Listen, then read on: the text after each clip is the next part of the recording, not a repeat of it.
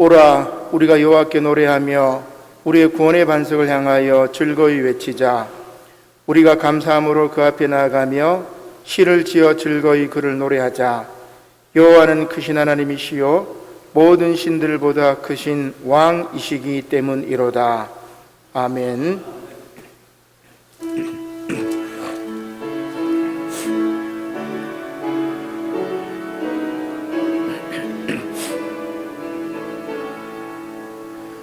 찬양하라 내 영혼아,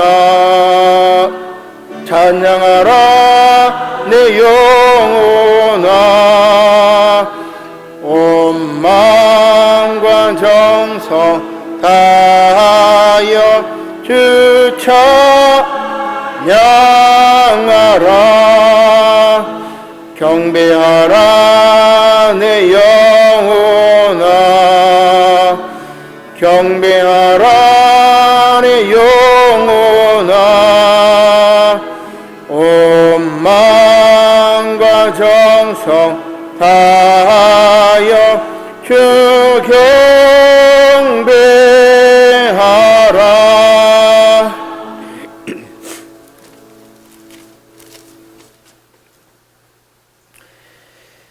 내가 여호와를 찬송하리니 그는 높고 영화로우심이요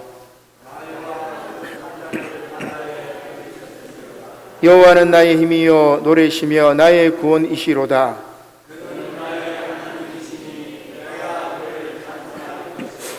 여호와여 주의 오른손이 권능으로 영광을 나타내시니이다. 여호와께서 시온의 포로를 돌려보내실 때에 우리는 꿈꾸는 것 같았도다.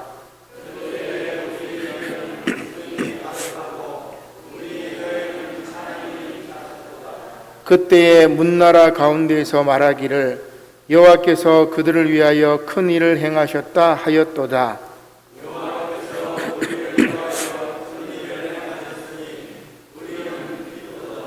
흑암에 행하던 백성이 큰 빛을 보고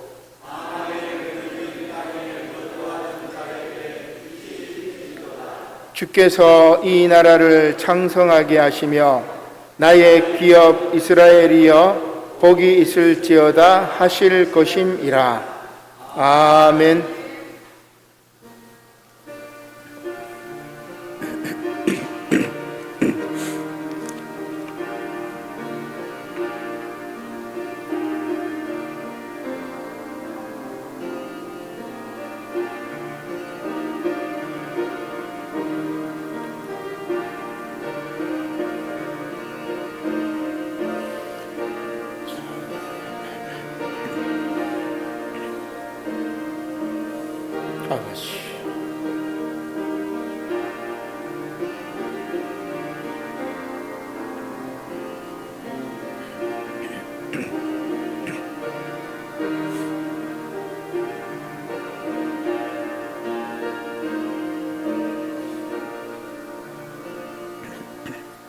여호와께서 말씀하시되 오라 우리가 서로 변론하자.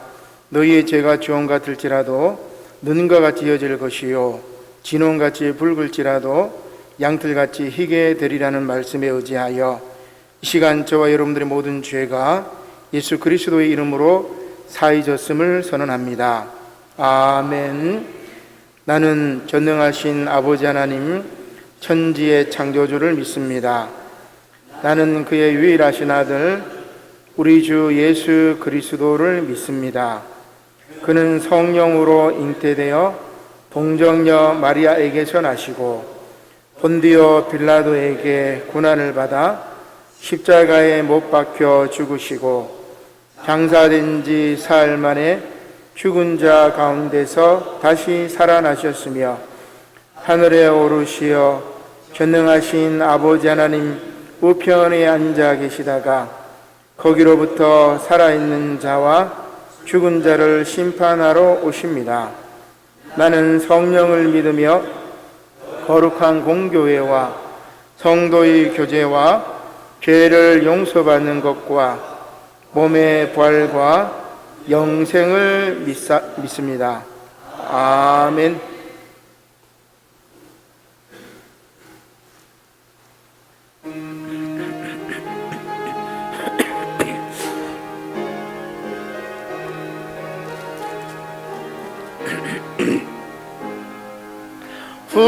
흑암에 사는 백성들을 보라. 수많은 심령 멸망하겠네. 그 누가 갈까 주의 복음 들고 생명을 구원하는 곳으로.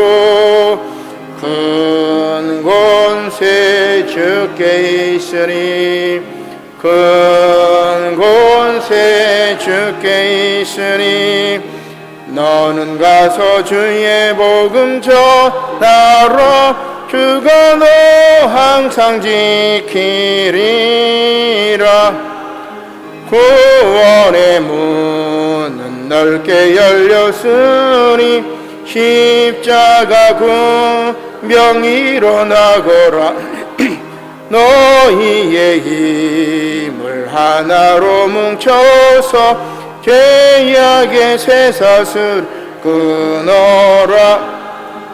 큰 권세 주께 있으니 큰 권세 주께 있으니 너는 가서 주의 복음 전하라. 주가 너 항상 지키리라. 왜 너는 멸망길을 가려느냐. 주 음성 듣고 응답하여라. 널 구원하려 예수 죽었으니 생명의 참된 복음 전하라. 큰 권세 주께 있으니 큰 권세 주께 있으니 너는 가서 주의 복음 전하라. 주가 너 항상 지키리라.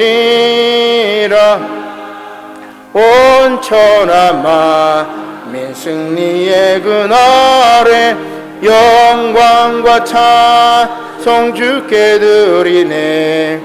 속죄함이 구원 받았으니 기쁘게 할렐루야 부르세. 큰 권세 주께 있으니 큰 권세 주께 있으니 너는 가서 주의 복음 전하라. 주가 너 항상 지키리라. 아멘.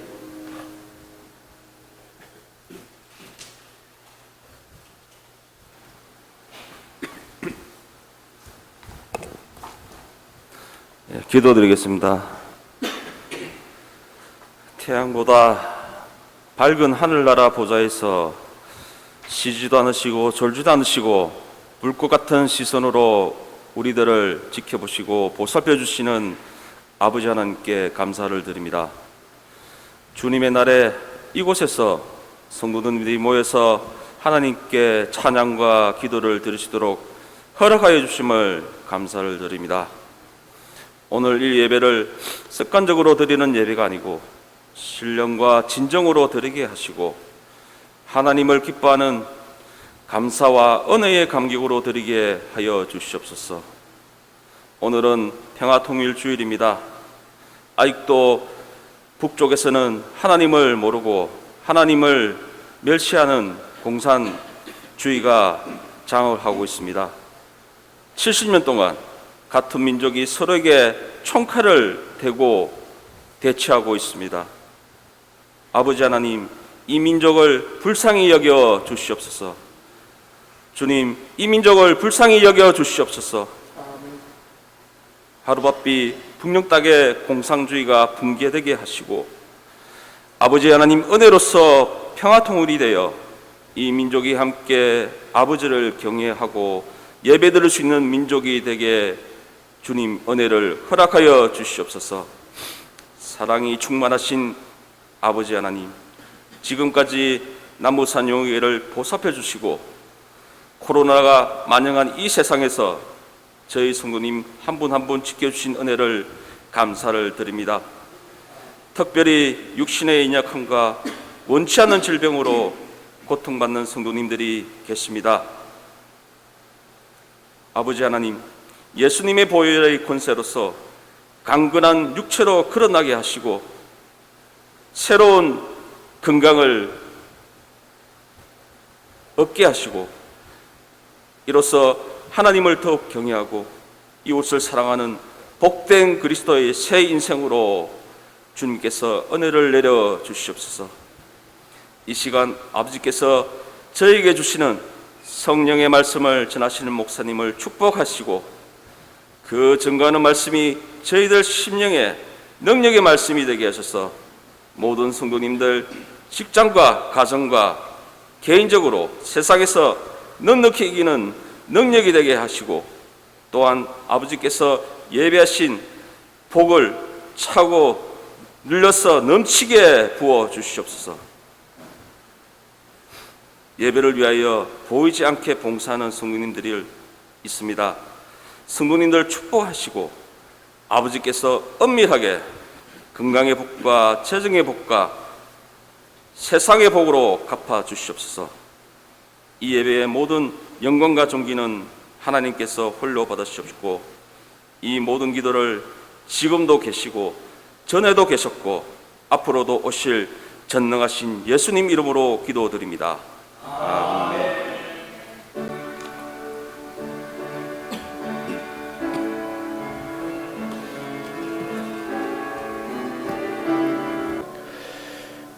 성령 강림절기 마지막까지 예수님과 제자들의 치유 사건이 치유 사역이 계속되고 있습니다.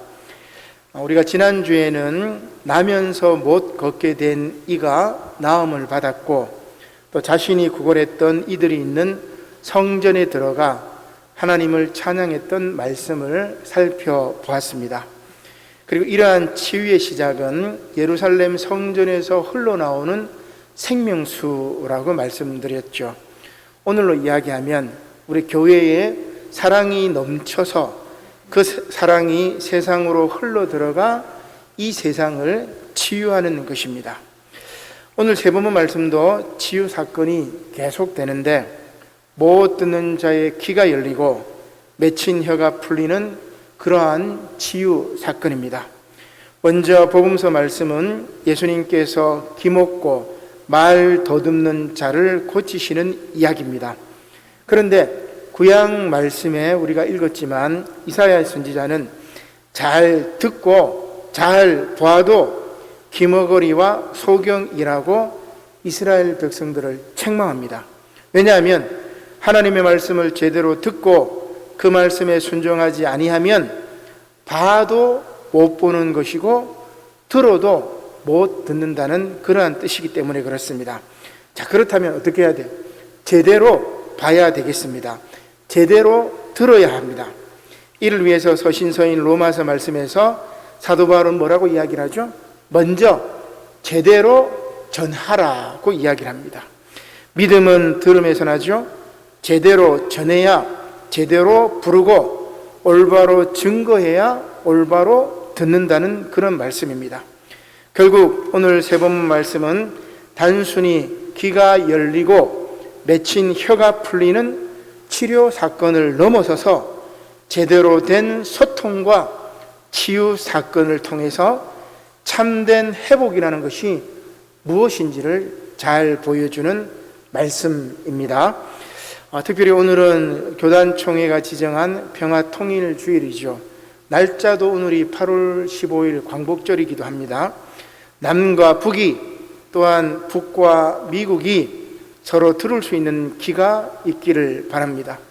제대로 들어야만 제대로 말할 수가 있습니다. 진정한 소통이 필요하죠. 그리고 이때 한반도에 전쟁이 없는 참 평화가 임할 것입니다. 물론 이것은 한일 간에도 마찬가지라고 할 수 있습니다. 앞서 말씀드린 바와 같이 오늘은 8월 15일 광복절입니다. 일제로부터 해방된 날이기도 하지만 동시에 분단의 씨앗이 잉태된 날이기도 합니다.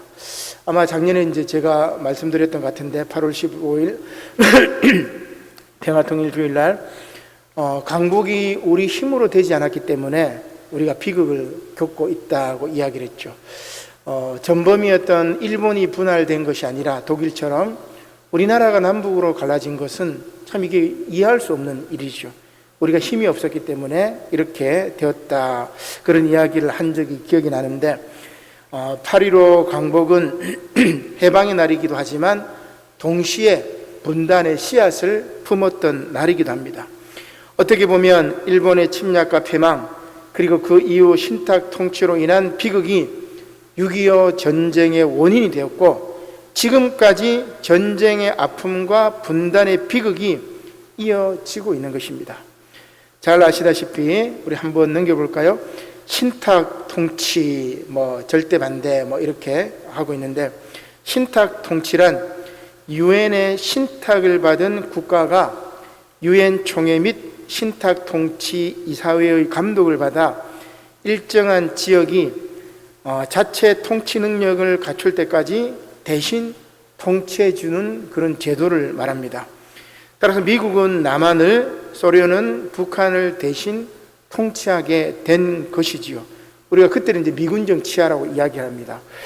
남한의 경우는 1948년 5월 10일 총선거를 통해서 재헌국회를 구성하고 8월 15일에 대한민국 정부를 이제 수립하게 되었죠.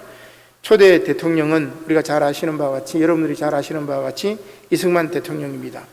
미군정에서 대한민국 정부로 권력이 이관이 되었습니다. 물론 여기에서 전시작전 통제권은 한미연합사령관에게 있습니다. 그래서 현재도 그렇죠. 그래서 아직 온전한 주체적 국가 권력은 아니라고 볼 수가 있습니다.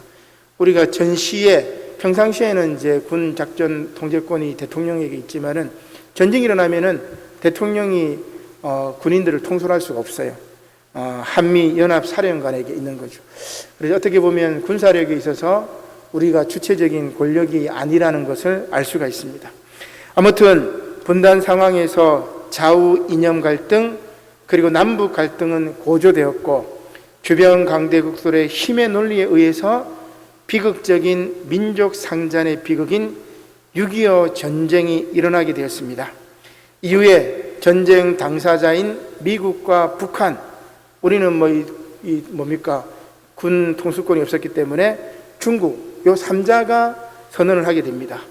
1953년 7월 27일 휴전협정을 체결해서 지금까지 그 상태가 계속되고 있죠. 제가 이제 역사를 좀 이렇게 찾아보니까 이때 이승만 대통령이 뭘 했냐면은 북진 통일을 주장하면서 끝까지 이 휴전협정에 서명을 하지 않아서 지금 우리나라는 이 휴전협정의 당사자가 아닙니다. 서명한 나라는 미국, 북한, 중국 이렇게 됐기 때문에 이승만 대통령은 끝까지 북진 통일을 주장해서 그 서명을 하지 않았던 것이죠. 이러한 휴전협정이 속히 종전선언과 더불어 평화협정 체결로 전환되어야 할 것입니다.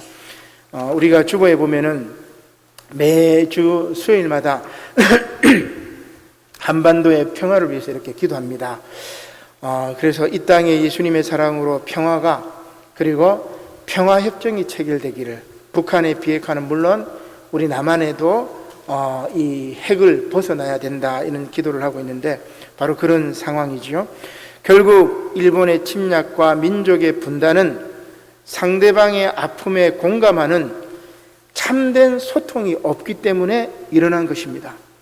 따라서 이 시간 소통의 성령께서 역사하시어 남과 북, 한국과 일본, 그리고 북한과 미국의 참된 대화의 장이 열리기를 주님의 이름으로 간절히 축원합니다.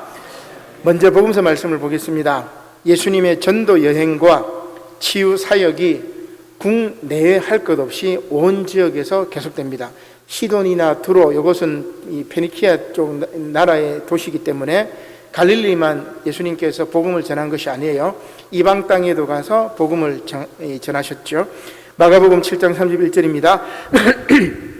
예수께서 다시 두로 지방에서 나와 시돈을 지나고, 이 두 지방은 방금 말씀드린 것처럼 이방인들의 도시입니다. 데가볼리 지방을 통과하여 갈릴리 호수에 이르매. 자, 그래서 예수님의 치유 사역은 국내에 할 것 없이 온 지역에서 계속된 거죠.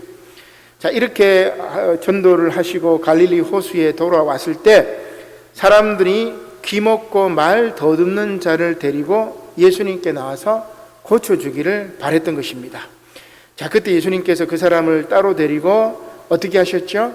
무리를 떠나서 손가락을 그의 양 귀에 넣고 침을 뱉어 그의 혀에 손을 대시며 하늘을 우러러 탄식하시며 그에게 말합니다. 에바다. 그죠? 에바다라는 말은 열리라는 뜻입니다. 사람들이 귀 먹고 말 더듬는 자를 예수님께 데려옵니다. 그는 귀가 들리지 않아 사람들의 입모양으로 소리를 흉내내기에 말을 더듬을 수밖에 없습니다. 여러분, 이렇게 귀 안 들리시는 분들, 그 다음에 또 그런 분들 이제 말하는 거 보면은 조금 이렇게 어색합니다. 왜냐하면 사람들의 입모양을 보고 소리가 안 들리기 때문에 입모양으로 발음을 하기 때문에 조금 이렇게 우리가 평상시에 듣기로는 약간 이상해요. 귀에 뭔가 죄송합니다. 귀에 뭔가 막혀 있기 때문에 그렇습니다. 근데 가만히 생각해 보면 서로 소통이 안 될 때도 똑같아요. 서로 소통이 안 될 때도 이 상황과 똑같습니다. 현재 남북과 한일, 북미의 관계가 이런 모양이죠. 그러나 예수님께서는 뭐라고 말씀하시죠? 에바다, 에바다라고 얘기합니다. 열리라고 이야기합니다. 이것은 막힌 것을 뚫고 소통하고 교류를 통해서 왔다 갔다 하라는 그런 말씀입니다. 그러자 어떻게 되었습니까? 마가복음 7장 35절 말씀이지요. 그의 귀가 열리고, 한 장 넘겨보겠습니다. 그의 귀가 열리고 혀가 맺힌 것이 곧 풀려 말이 분명하여졌더라. 말이 분명하여졌답니다. 귀가 열렸습니다. 잘 들리게 되었습니다.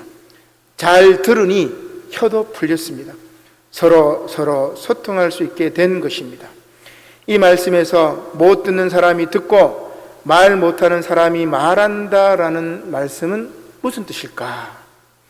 말 못하는 억압된 분위기를 깨트리고 들을 수 없는 소외된 상황을 극복하고 말하고 듣게 하셨다는 그런 말씀입니다. 이것은 차별을 극복하는 하나님 나라의 모습입니다. 먹고 마시고 듣고 보고 하는 모든 감각적인 것들을 골고루 나누는 평등 세상이 바로 하나님 나라였고 예수님의 사역의 핵심이라는 그런 말씀이죠. 조금 이제 지나간 이야기지만 우리 봉준호 감독의 기생충이라는 영화가 있습니다. 이 봉준호 감독은 사회학과 출신이지요.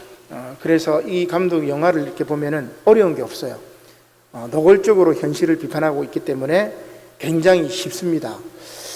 그런데 이제 참 미국에서 이제 상도 받고 대단한 영화라고 이렇게 되어 있는데 이 봉준호 감독의 영화는 세상의 모든 차별을 영상 이미지로 보여줍니다.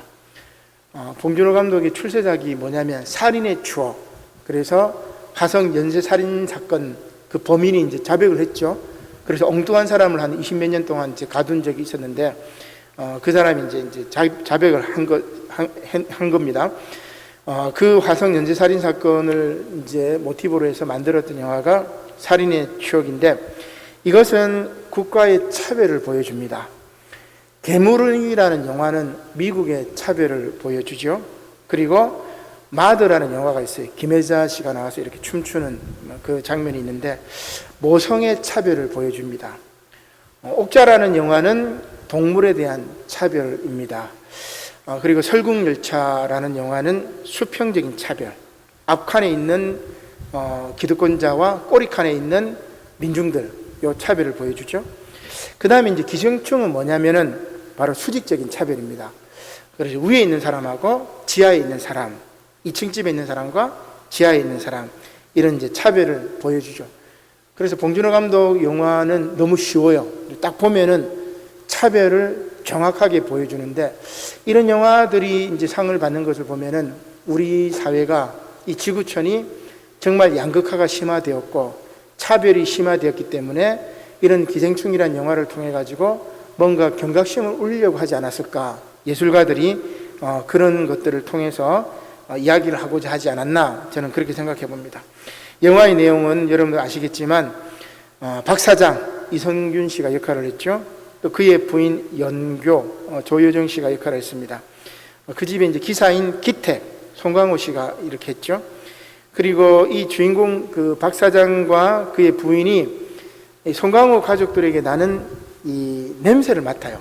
그 부분이 굉장히 이 영화의 모티브가 되는데, 박 사장이 이렇게 이야기합니다.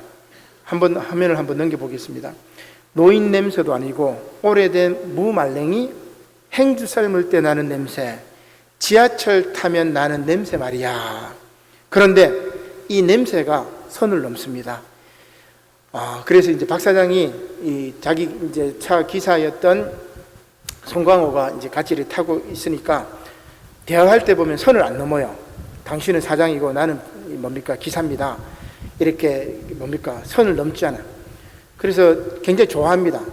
이렇게 선을 넘지 않으니까 굉장히 좋아하는데, 근데 뭐가 선을 넘냐면은 냄새가 선을 넘지. 지하철 타는 사람들의 냄새, 이 이야기를 합니다. 나중에 송강호 이름 어떻게 한 줄 알아요? 이성균 그때 냄새 확 나. 피냄새인가 그래가지고 이성균을 찔러 죽여버립니다. 그러니까 냄새의 이야기가 바로 이 영화의 핵심인데, 퇴근길 만원 버스 안이나 심야의 지하철 안에서 온갖 냄새가 다 납니다. 여러분들 우리 경성대 부경대 지하철역 내려가지고 24번이나 27번 버스 타고 들어올 때 저녁 때가 되면은 만원 버스입니다. 꽉 차, 사람들 꽉 차. 그 지하철이나 혹은 만원 버스 안에서 나는 냄새들, 온갖 냄새가 다 나죠. 견디기 힘든 우리네 아버지들의 노동에 찌든 땀 냄새, 하루하루 버텨나가는 사람들의 술 취한 입냄새, 경쟁에 짓눌린 학생들의 욕구 불만의 냄새, 이 모든 것들이 다 난단 말이에요. 아무튼 지하철을 타면 나는 냄새, 곧 대다수 한국인들의 냄새인 그 냄새에 박 사장 부부는 불쾌감을 느끼고 멸시를 합니다. 냄새가 선을 넘지 하면서. 이게 이제 차별이죠. 한 번 더 넘겨볼까요?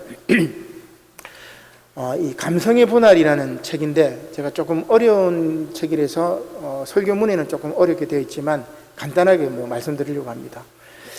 프랑스의 이제 이 철학자 자크 랑시에르라는 사람이 감성의 분할이라는 책을 썼어요.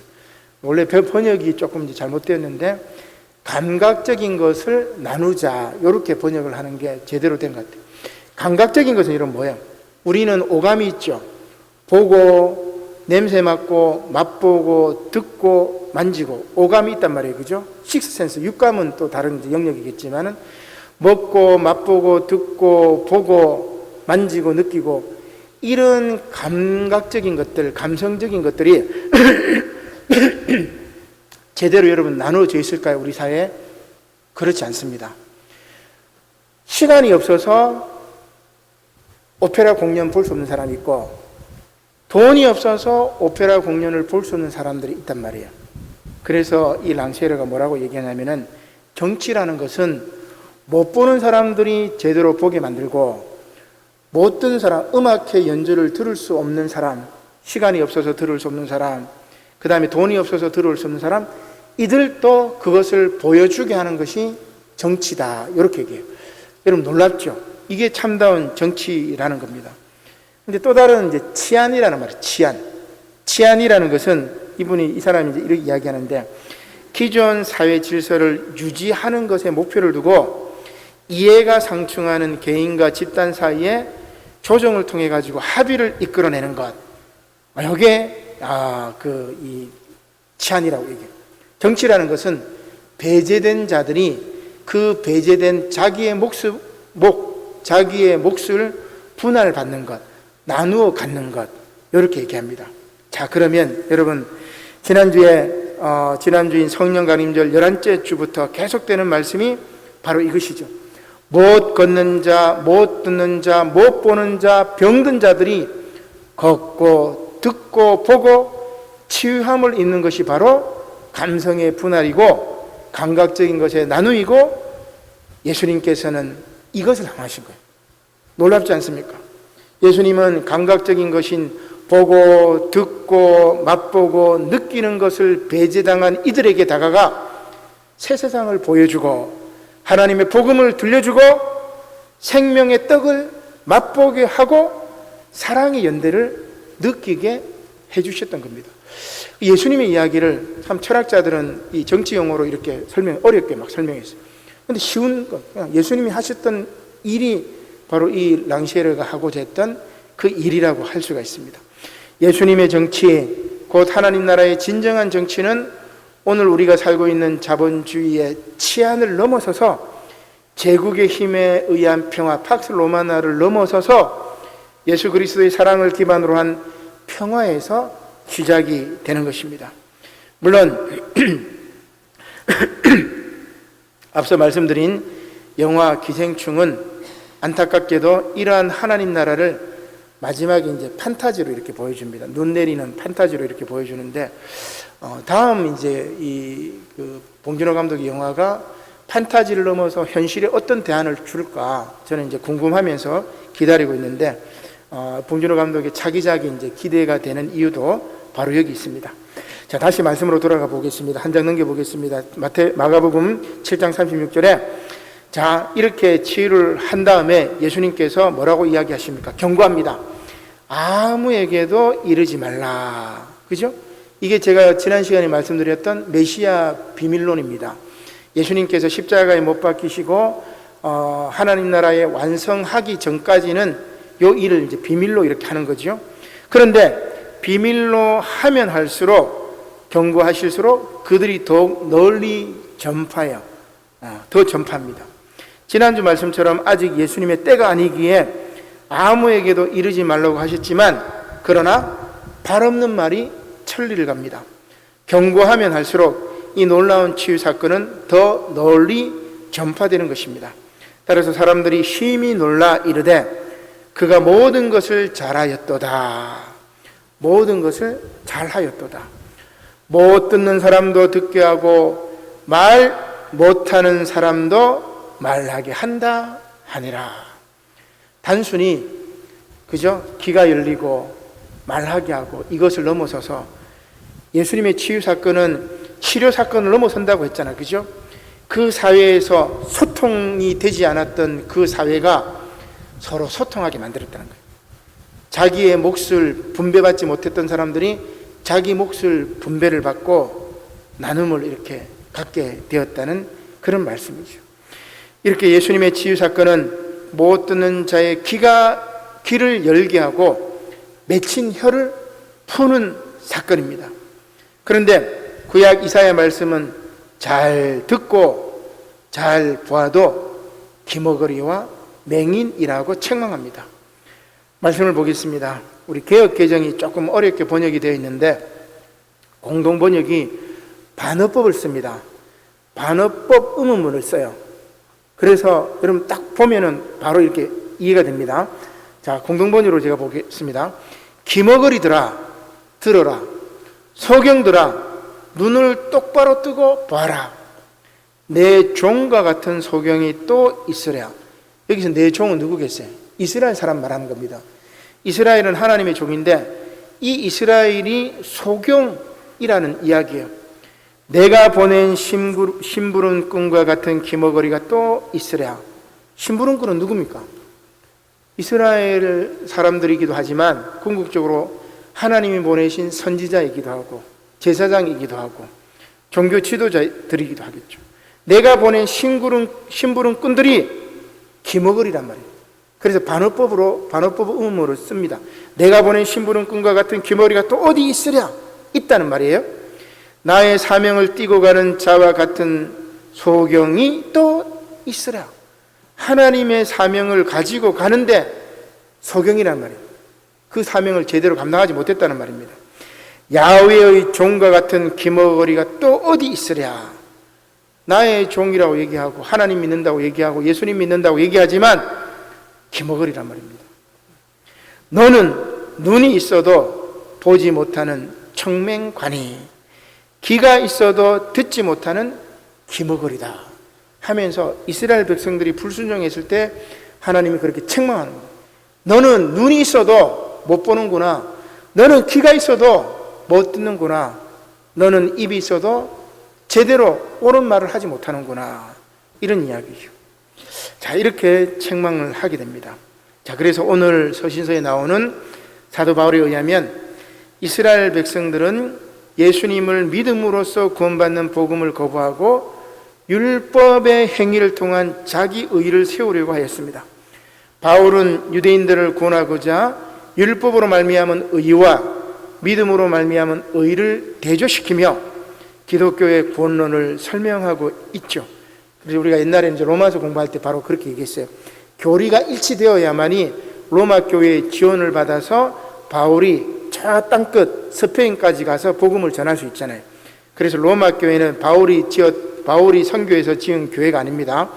그래서 바울이 로마 교회 교인들하고 교리를 일치시키기 위해서 로마서를 쓴 거죠. 자, 이렇게 율법으로 말미암은 의를 믿는 로마 교인들과 그리스도 예수를 믿음으로 말미암아 구원받는다는 그것을 대조시키면서 기독교 구원론을 설명한 겁니다.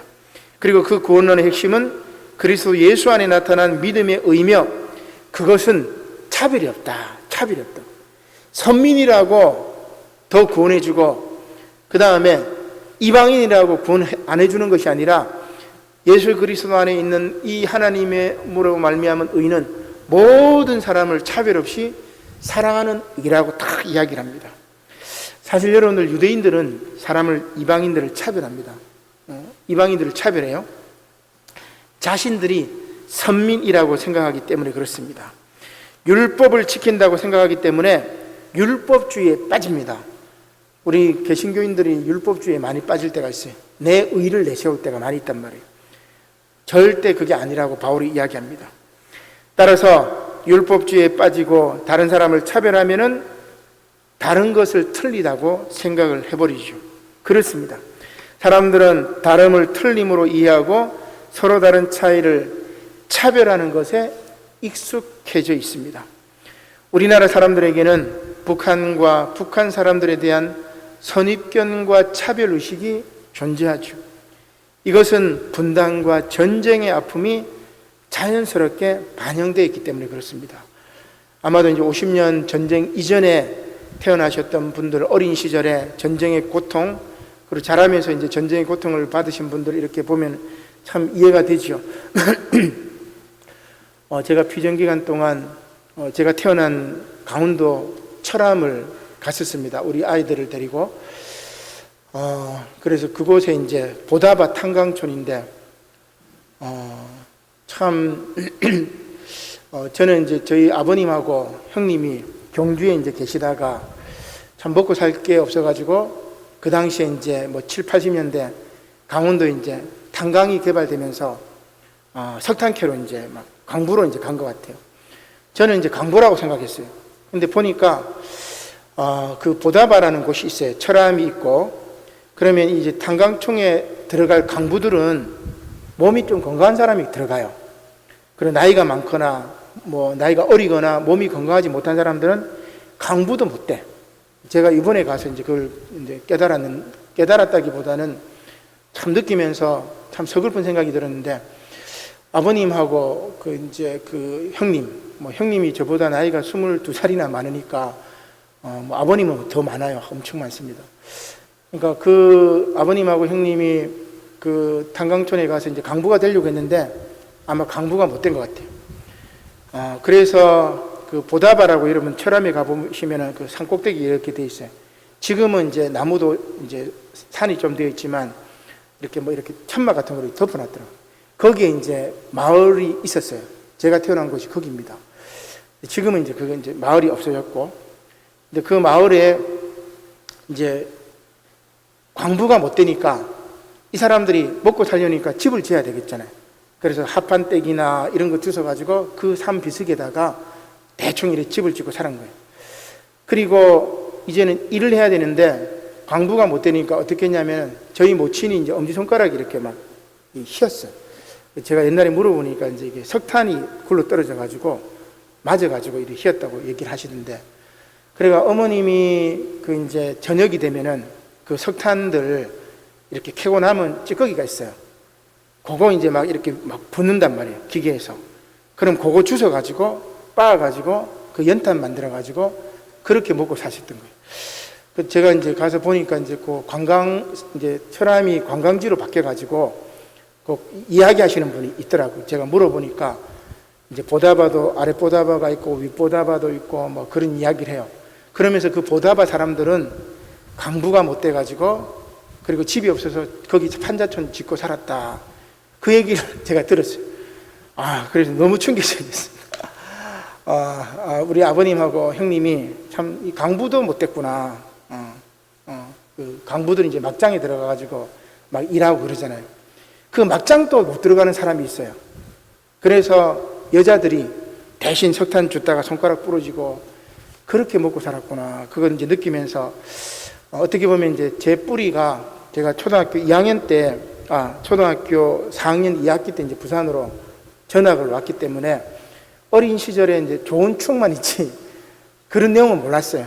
아버님이 얘기하지도 않았고 뭐 형님도 뭐 그게 뭐 자랑거리가 아니니까 얘기를 안 하셨고 그랬는데 다시 이렇게 가서 내 뿌리가 뭔지 이렇게 보니까 정말 이제 감사하더라고.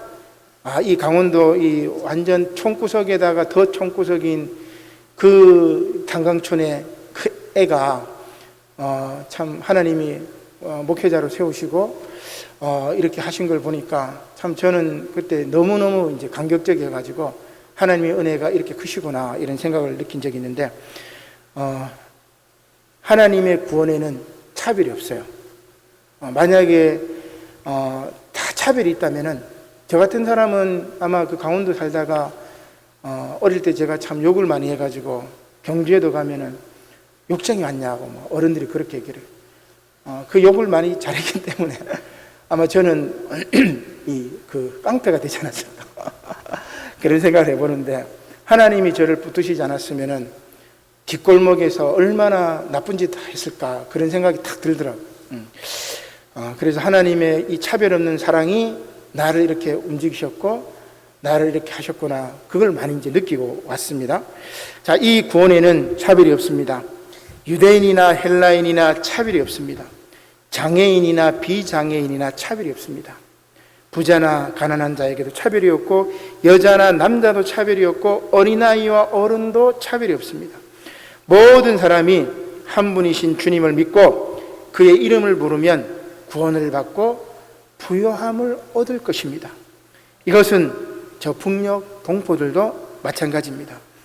일본 사람도 마찬가지, 우리 화면에 이렇게 나왔지만은 중국 사람도 마찬가지, 미국 사람도 마찬가지. 그들에게도 차별 없는 구원의 은총이 임해야 할 것입니다. 그러나 차별 없는 구원의 은총은 전하는 이가 없으면 들을 수가 없죠. 그죠? 그래서 사도 바울은 이렇게 이야기합니다. 로마서 10장 14절 말씀이죠.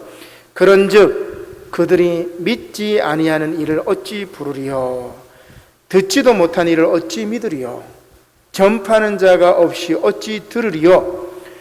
보내심을 받지 아니하였으면 어찌 전파하리요? 기록된 바 아름답도다. 좋은 소식을 전하는 자들의 발이여 함과 같으니라. 한번 넘겨보겠습니다. 좋은 소식을 전하는 자들의 발. 전하는 자가 없으면 복음을 들을 수 없다는 말입니다. 나아가 바울은 보내심을 받지 아니하였으면 어찌 전파하리요? 이렇게도 이야기를 하고 있습니다. 곧 복음 전파자를 보내야 전할 수 있다는 말이지요. 오늘은 평화통일 주일입니다. 특별히 오늘 이 평화통일 주일을 맞이해서 저 북녘 땅과 아직도 복음이 전파되지 않는 곳에 선교사와 일꾼을 보내어 예수 그리스도의 놀라운 사랑을 전해야 합니다. 이것이 바로 아름다운 발걸음입니다. 사랑하는 성도 여러분, 차별은 조건을 달 때 시작됩니다. 나 혹은 우리와 다르다는 것을 구별함으로 차별은 시작됩니다. 그러나 하나님의 말씀이 우리에게 가까이 있고 우리 입에 있고 우리의 마음에 있으면 차별을 넘어 그리스도 예수 안에서 참된 믿음으로 하나가 될 것입니다. 그러나 다 말씀에 순종하여 참된 믿음으로 하나가 되지는 않죠. 그래서 바울이 이렇게 권면합니다. 마지막 말씀입니다. 로마서 10장 16절과 17절 말씀. 그러나 그들이 다 복음을 순종하지 아니하였도다. 이사야가 이르되 주여 우리가 전한 것을 누가 믿었나이까 하였으니 그러므로 믿음은 들음에서 나며 들음은 그리스도의 말씀으로 말미암았느니라고 이야기합니다. 여러분 잘 들어야 됩니다. 제대로 잘 들어야 됩니다. 무엇을 잘 들어야 됩니까? 그리스도의 말씀입니다. 이렇게 그리스도의 말씀을 잘 듣고 또 그 말씀을 순종하고 잘 증거하시는 저와 여러분들이 되시기를 주님의 이름으로 간절히 축원합니다. 아멘. 기도드리겠습니다. 고마우신 하나님 감사를 드립니다.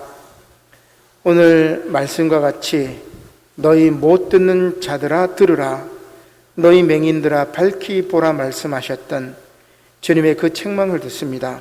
주님, 우리가 귀가 있어도 제대로 듣지 못하고 입이 있어도 제대로 말하지 못하며 눈이 있어도 제대로 보지 못하는 것을 기억합니다. 주님, 그리스도의 말씀을 잘 듣게 하시고 그리스도의 말씀을 잘 듣고 순종하여 잘 증거할 수 있도록 저희들에게 힘과 용기와 지혜를 허락하여 주시옵소서.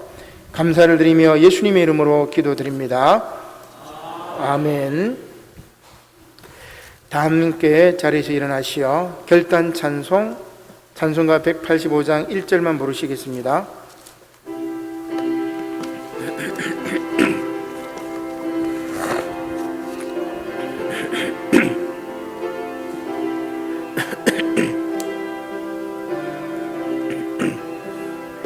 이 기쁜 소식을 온 세상 전하세 큰 환난 고통을 당하는 자에게 주 믿는 성도들 다 전할 소식은 성령이 오셨네, 성령이 오셨네, 성령이 오셨네, 내 주님 보내신 성령이 오셨네. 이 기쁜 소식을 온 세상 전하세 성령이 오셨네. 지금은 우리 주 예수 그리스도의 은혜와 하나님 아버지의 그 크신 사랑과 성령님의 감화감동 교통하심이 이제 잘 듣고 잘 보고 잘 말하기를 다짐하는 우리 남부산 영호교회 모든 성도들 머리머리 위에와 그 가정 위에와 그 기업 위에 지금부터 영원토록 함께 하시기를 간절히 축원하옵나이다. 아멘.